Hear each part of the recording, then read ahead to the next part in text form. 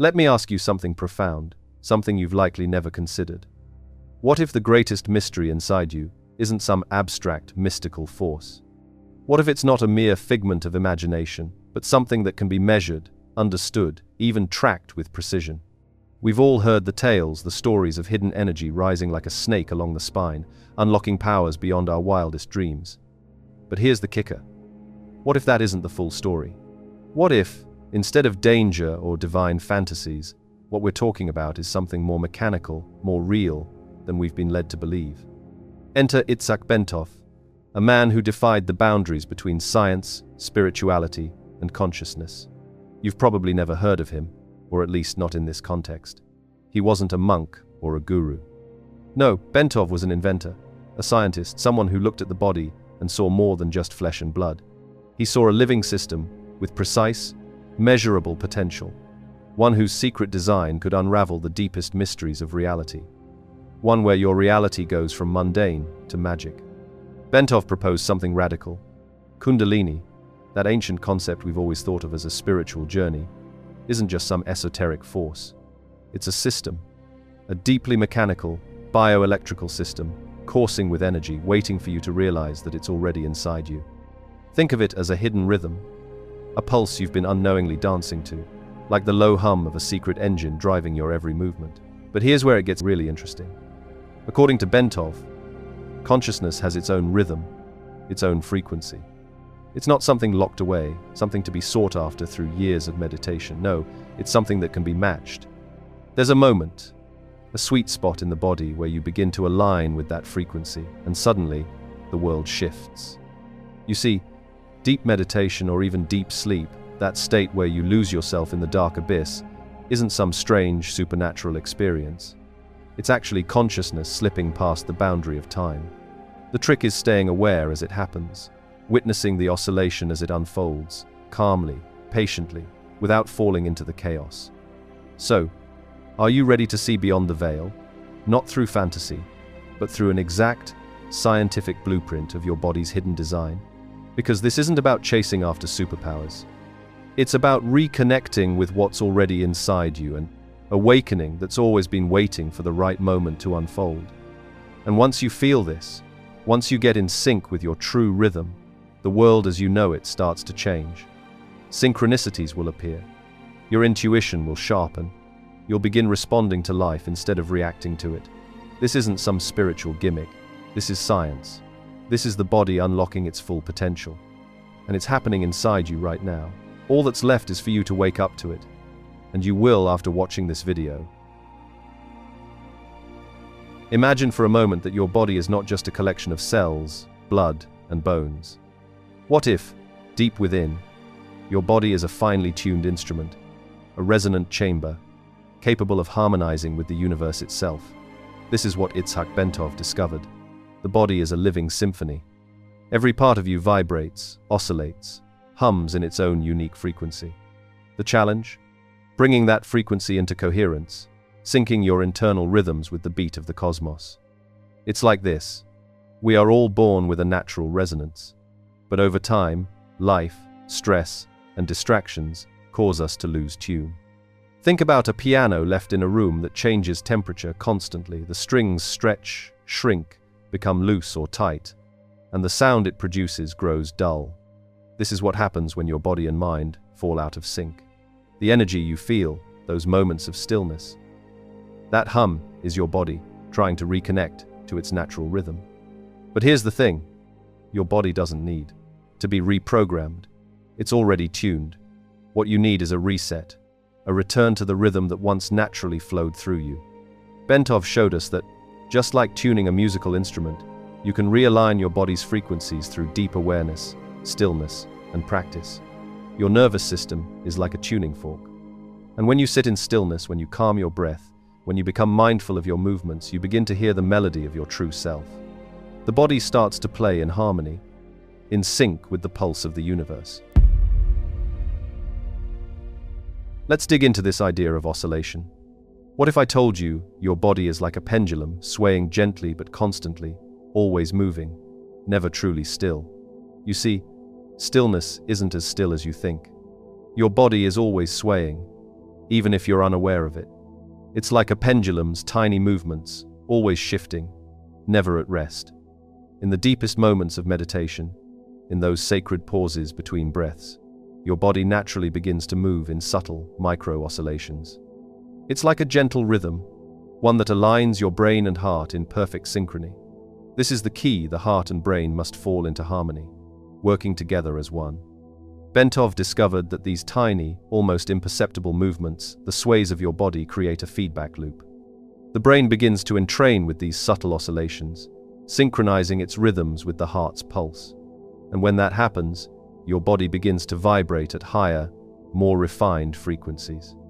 The mind and body become a single, coherent instrument, capable of accessing higher states of consciousness. This isn't something you force. It's something that happens naturally when you stop trying to control it. Imagine trying to force a pendulum to swing faster. It only messes up the rhythm. But when you let it swing freely, it finds its natural pace.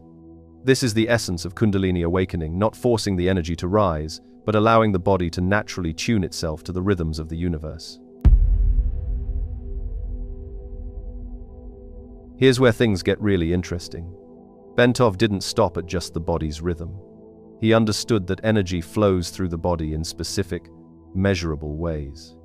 There's a current that runs through you, an electrical current that, when activated, moves through the cerebrospinal fluid, CSF, and reaches into the depths of your brain.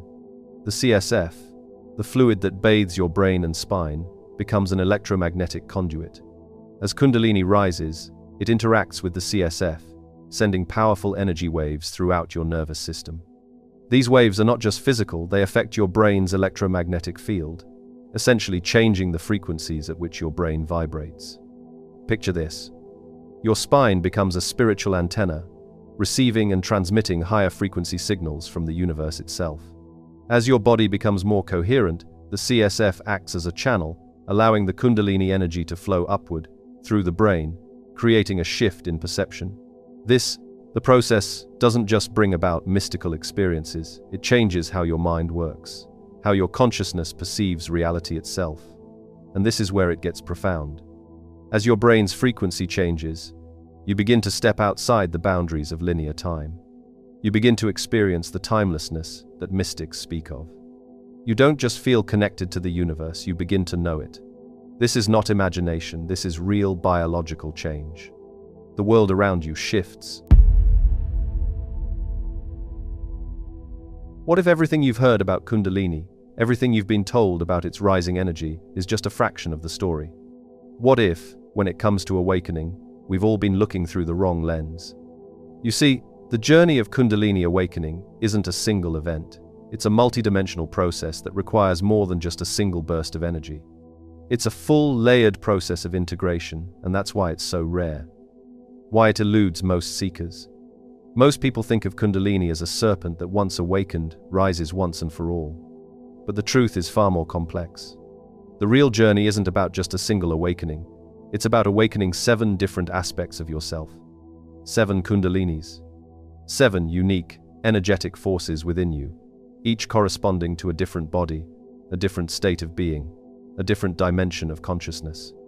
This isn't a simple on or off switch, it's a gradual unfolding, a climb through 7 distinct layers, each more profound, more intricate, and more aligned with the true nature of your being.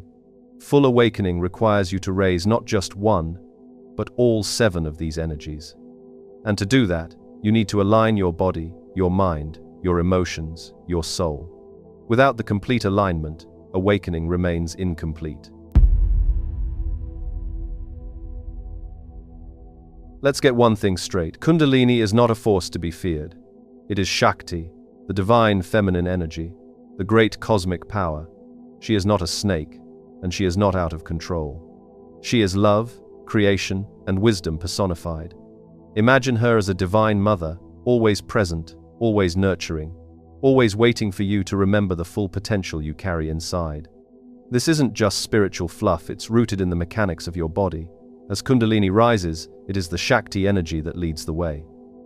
This is the energy that bears witness to your growth, your potential. As you awaken to her presence, You begin to realize that this isn't just some mystical experience, this is a biological awakening, a cosmic orchestration.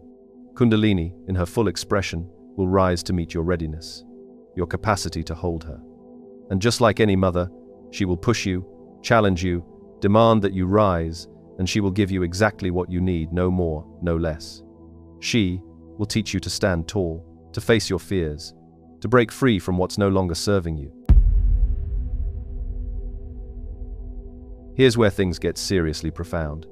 The 7 bodies aren't just philosophical concepts.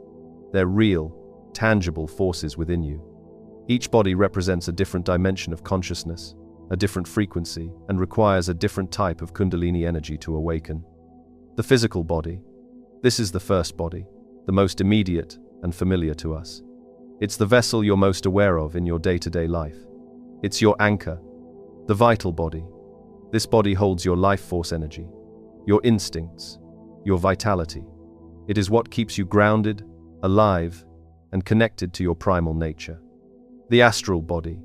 This is the body of your emotions, desires, and dreams. It's here that you start to transcend the physical as your emotional landscape begins to shift.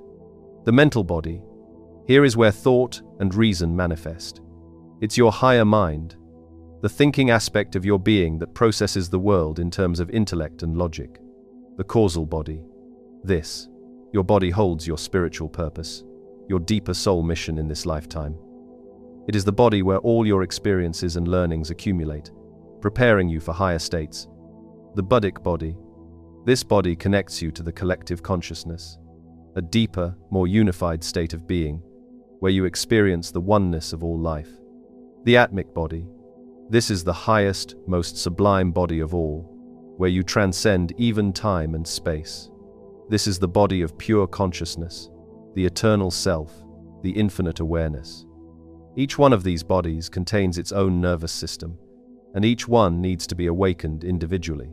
Kundalini doesn't just rise once, it must rise through each of these bodies, aligning each frequency to its higher potential. But most people, still caught in the surface-level understanding of Kundalini, don't even realize that full awakening requires the rise of all 7. Here's where we dive into the real shadow of the Kundalini process, the Kundabuffer.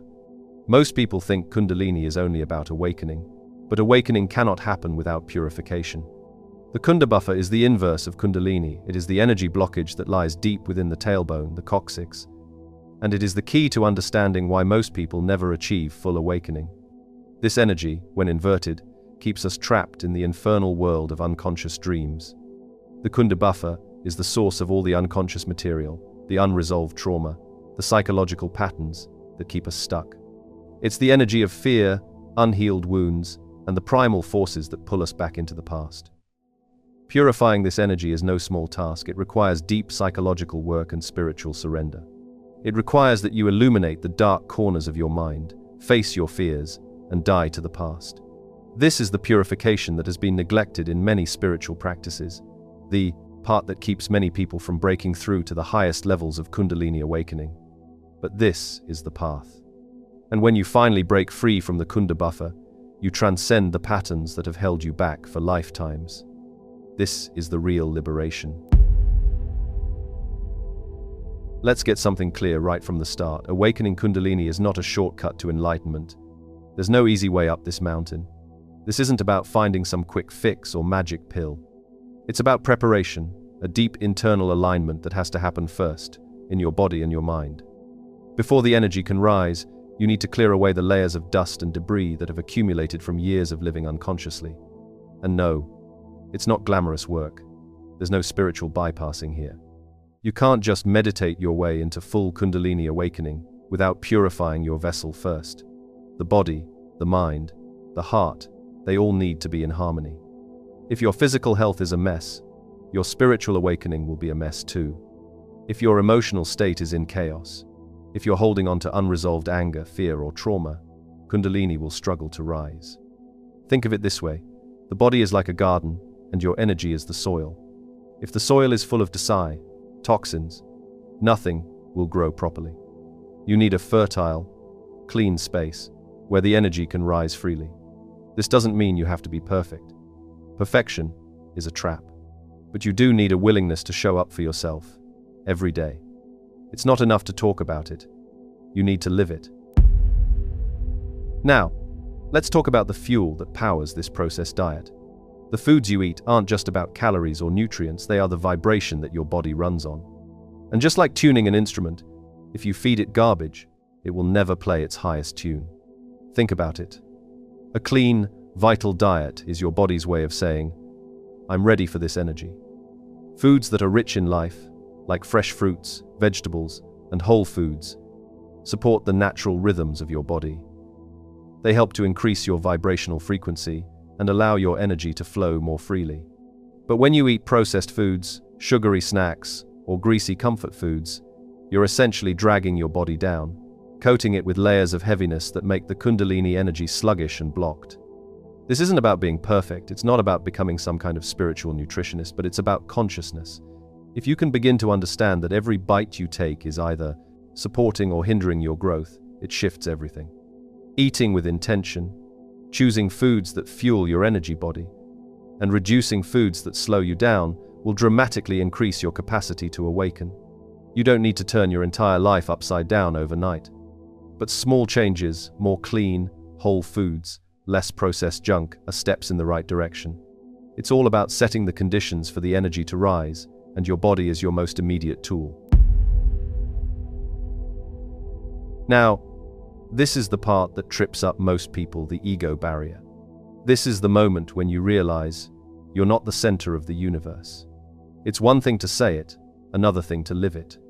Kundalini's energy is not some external force that you can control.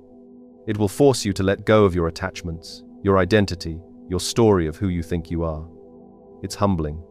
You might not be aware of just how much you cling to the idea of yourself, your role, your name, your titles, your status. But the deeper you go, the more those things will start to fade. And that's where the real work begins. The ego is clever, it will find ways to sneak into your spiritual practices. It will make you believe that you're awakening for the wrong reasons. For power, for fame, for control. But true humility is realizing that you are a part of something much bigger than yourself. You are a vessel, a conduit for something ancient, something universal. Surrender isn't about giving up. It's about giving in to the flow of life, the rhythm of the universe. It's about acknowledging that there is a greater force at play here. And in that surrender, you find freedom. The more you let go, the more the energy will rise within you. This is the paradox of Kundalini. The more you try to control it, the further it slips away. But when you surrender, when you let go, that's when the real power begins to awaken. And this process of ego dissolution is not easy, it's messy, uncomfortable, and often painful. But it's the key to real transformation. Now, here's the hard truth. The purification that comes with Kundalini awakening isn't all about sitting in blissful meditation. It's about confronting the darkness within you. The shadows that you've hidden away, those fears, those insecurities, the emotional wounds, they will all surface. And this is where most people back out. They think that once they start meditating, they'll experience nothing but peace and light. But the Kundalini energy doesn't rise in a straight line. It rises and falls, it spirals and twists. And every time it does, it brings up what you've kept buried. But don't be afraid of it. This is the purification process. And purification is messy. It's like cleaning out an old, neglected attic. It's dusty, uncomfortable, and you might find things that hurt to look at. But once the space is clean, once the shadows are confronted and integrated, you can finally live in the light. Patience is key. Kundalini doesn't rise because you demand it. It rises when you're ready to hold it, to integrate it fully. And that means being willing to look at your own shadow without judgment, without fear. You must accept the parts of yourself that you've rejected, and in doing so, you'll create the space for the energy to flow freely. Let's take a deep breath and get real for a moment. This journey is not about force. It's not about pushing the river or trying to control every step. In fact, the more you try to force this process, the more it will slip through your fingers. Kundalini isn't something you can just will into existence. This is the first lesson. The more you chase it, the further it runs. The more you try to control it, the more it will elude you. It is not about striving. It is about surrendering to the natural flow of energy already within you. Think of it like trying to hold onto a wave you can't control the ocean. But if you're willing to trust the rhythm of the water, you will eventually be carried exactly where you need to go. It's like dancing with the universe. There's a rhythm, and your job is not to step on the universe's toes, it's to move with it, to align your body, your breath, and your mind to that natural rhythm. Trust the process, and most importantly, trust yourself. You are not broken. You are not behind. You are exactly where you need to be in this moment, and the rhythm will meet you there. This doesn't mean sitting back and doing nothing. It means aligning your intentions with your actions. It means letting go of resistance and opening yourself up to what's already inside you. It's about finding the balance between doing and being, between effort and ease. Kundalini rises not by force, but by allowing. It's about recognizing the subtle rhythm and stepping into it. Now, here's where we get practical. You've got the basic idea, stop fighting the flow. But what does it actually look like to align with the rhythm in your day-to-day life? First, it starts with your spiritual practice. A daily commitment to something that centers you, something that aligns your body and mind. It doesn't matter if you meditate, practice yoga, or spend time in nature. What matters is that you create the conditions for Kundalini to rise through your practice. Consistency is the key. The more regularly you show up, the more easily you will drop into that flow state. If you're just starting out, don't worry about perfecting the process. Don't focus on achieving anything. Just focus on being present, aligning your body, and feeling the rhythm. Whether you sit in meditation, do yoga, or simply breathe with awareness, the practice is about reconnecting with your own energy, with your own natural rhythm. Next up is breath work, or pranayama, because if you can't control your breath, you can't control your energy. Deep, rhythmic breathing is a powerful tool for aligning the body and mind. One of the most effective techniques is breath of fire, where you breathe rapidly and evenly, clearing out the energy channels and raising the vibrational frequency. Breath of fire doesn't just energize the body, it aligns it, bringing everything into coherence. Then, there's yoga, specifically Hatha yoga or Kundalini yoga. These practices use postures and breath together to awaken the body and prepare it for the energy that's about to rise. The key here is slow and steady, not force. It's about feeling your body move, feeling the energy within you stretch and open. Finally, there's White Tantra, a practice that involves visualizing and transmuting energy, harnessing the subtle currents within your body and directing them upwards. This practice involves both focus and surrender, a delicate dance between effort and letting go. The more you practice these tools, the more you'll feel the energy begin to flow. But remember, it's not about forcing the energy, it's about allowing it to move through you. Alright, so you've been doing the work. You've been meditating, practicing your breath work, aligning your body, and staying consistent with your spiritual practices. But how do you know when things are beginning to shift? What do the signals of awakening look like? Here's the thing, these signals aren't dramatic. Kundalini doesn't announce itself with fireworks. It's subtle. It's gentle at first. And often, it can be confusing. At the beginning of the journey, you might feel twinges of heat in your spine, a soft vibration in your hands, or a lightness in your head. These might seem like fleeting sensations, but they're signs that your energy is beginning to shift. As you move deeper into the practice, you might notice moments of spontaneous movement, a soft sway of your body, or perhaps an electrical buzz that starts in your palms and travels upward. These are all indicators that the energy is beginning to rise. It's not about big dramatic events, it's about tuning into the subtle sensations and learning to trust them. Kundalini energy doesn't shout, it whispers. And here's the most important part. When these sensations arise, you must surrender. The temptation to chase the energy, to try to push it further, will be strong. But remember this, the energy will rise when you are ready. You cannot rush the process. If you try to force it, you risk throwing yourself off balance. Trust the rhythm. Trust yourself. Surrendering doesn't mean doing nothing, it means aligning with what's already there. It means allowing the process to unfold naturally, knowing that the energy is already inside of you, waiting for the right time to rise. Trust the process, even when you can't see the end. Because when the energy is ready to rise, it will do so with absolute clarity. And when it does, you'll be ready. Let's pause here for a second. We've all heard about the superpowers that come with spiritual awakening, right? The psychic abilities, the visions, the sudden bursts of intuition. It sounds glamorous, like the stuff of legends. And yes, some of those experiences may come along the way. But that's not the point of this journey. Kundalini awakening isn't about gaining powers. It's about accessing a deeper, more objective reality. Here's the secret. The true goal isn't to float above the ground, read minds, or predict the future. It's not to become some kind of mystical superhero. The real goal is to see reality for what it truly is. It's about being able to perceive the world without the veil of illusion, without the stories we've been told, the beliefs we've inherited, or the fears that cloud our vision. The moment you start tuning into your own consciousness at this level, the world around you begins to shift. Your perception changes, and not in a way that makes the world feel more magical or fantastical. No, you begin to see the raw, unfiltered reality beneath the surface. You start to experience the world as it truly is, alive, connected, and full of potential. This is what it means to move into a higher dimension of consciousness. It's not about escape, it's about integration.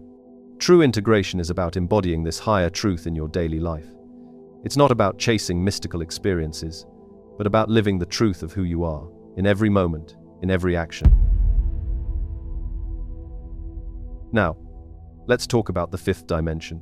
And no, I'm not talking about some sci-fi fantasy here. The fifth dimension is not some far-off place you have to travel to. It's already here, right now. It's simply a shift in consciousness, a shift in perception. Imagine for a moment that everything you've been taught about time, about the past, the present, and the future was completely inverted. What if time wasn't linear at all, but instead, all moments existed simultaneously, all happening at once, like pages of a book laid out in front of you? This is the shift that happens as you begin to access the fifth dimension. The fifth dimension isn't about leaving your body behind or escaping to another world. It's about seeing the underlying unity of everything. It's the recognition that time and space are perceptual constructs, and when you see them for what they really are, you gain access to a whole new way of experiencing reality. In this state, your awareness expands beyond the physical, and you begin to experience a world that is fluid, interconnected, and limitless. You may start to notice moments where you sync up with the flow of life, things fall into place effortlessly, and you're guided by an invisible hand. The material world becomes secondary. What matters now is the internal truth, the understanding that the universe works for you, not against you. But here's the thing, this shift isn't just about what you can experience in meditation or during moments of quiet. It's about how you live your life. True integration happens when you bring that heightened awareness into your everyday actions. It means that who you are in the silence of your practice must be who you are in the world. This is where intuition becomes your compass. Once Kundalini starts to rise, you begin to tap into deeper layers of knowing. Not just knowledge that you can rationalize, but intuitive, direct knowing. It's not the voice in your head, the overthinking. It's the deep gut feeling, the voice that speaks from a place of knowing beyond words.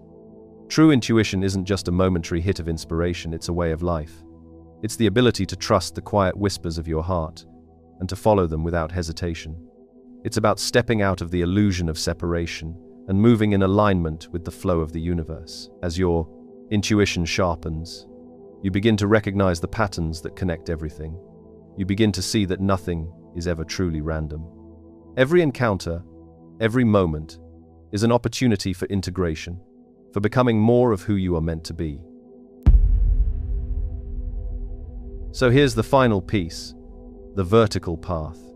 This isn't a path that follows a neat, linear timeline. There's no step-by-step guide or one-size-fits-all map. It's not about progress in the way you've been taught to think about it. The vertical path is about moving upward, not outward, connecting deeply with your own essence and expanding your awareness of the greater whole. The truth is, time is not the enemy. You are not bound by the idea of 7 years per body or any other limitation. Your path isn't tied to external timelines or milestones. Instead, the vertical path is one of spiritual depth. an alignment with universal consciousness that unfolds as you're ready. It's about moving forward by growing inward. You see, the key to this journey is unconditional love. The love that is both the beginning and the end, the alpha and the omega of all things. The vertical path is measured by the merits of the heart, not by achievement or accomplishment. It's about connecting to the core of your being and trusting that the universe will unfold exactly as it should. The vertical dimension is about embracing the present moment fully, no longer bound by the linearity of past and future. In this space, time becomes a fluid, malleable tool, and you are free to move with it rather than being trapped in its constraints.